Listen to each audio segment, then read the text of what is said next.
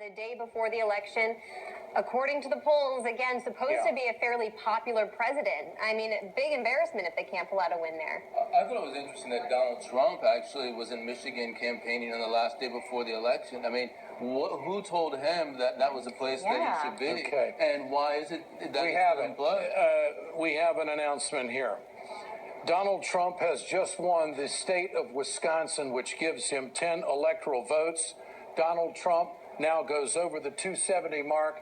He will be the next president of the United States of America. Donald Trump, president-elect, the 45th president of the United States, surpasses the 270 number to total in right now. Still some other states to be called. Donald Trump at 274. This gives the presidency to the billionaire from New York City. We still have Arizona to be called and Michigan, but Wisconsin goes to Donald Trump. He is the next president of the United States. Simone? Right, and I want to do a little bit of a correction there, Ed. We actually have 276 electoral votes for Donald Trump. Remember, he picked up an extra electoral vote in Maine, kind of the conclusion of Clinton's ninth there, a state that she should have won outright. He even got a vote from there. So she's at 218. He's at 276. That gives him the presidency. Wisconsin, a state that he was not expected to win, that's 10 electoral votes. We're still waiting for results in Arizona, where he is up in the polls. Alaska, where he is way up in the polls. That could be an additional 14 electoral points for him. So as you can see, as we come to a conclusion tonight, up in Michigan just a little bit, it's just looking like, regardless of what would happen in Pennsylvania, this is his for the taking. So 276 electoral votes, 2:30 in the morning, where he is determined to be our president. This is a landslide by all measurement. This is a stunning outcome. The world watching tonight. Donald Trump, unconventional in his method, unconventional in his campaign in every way.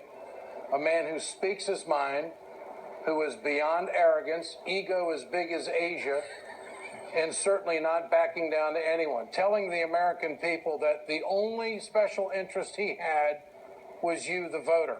Not bought and paid for, funded his own campaign in many respects, and really didn't have the ground game that other Republican candidates have had in history. He broke history tonight. Winning the state of Michigan, if that's the way it comes out, is just, that breaks a 20-year process. There's a lot of red on that map. This isn't just one or two or a dozen districts across America that decided this election. This is a statement that the country has to change, that Washington has to work. The man who says he will drain the swamp, the man who says he'll give tax cuts to middle-class families like they've never seen before, that he will embark on trade deals that will help American workers, that he will not take any kind of refugees to the point where we have seen refugees come into the United States, that he will build a wall with Mexico. Apparently, the majority of the American people are okay with this. This is a changing night in American politics and a real shift for this country. This is a defining moment in global history. That's what this is, a defining moment in global history, that America is willing to turn the page and possibly isolate itself from the rest of the world. Very scary. The next speech that Donald Trump gives to the world will be one of the most important speeches in the history of the world. It is an amazing night. And I know that there are a lot of Americans out there tonight who are scared, who are nervous, who don't know how to respond to this.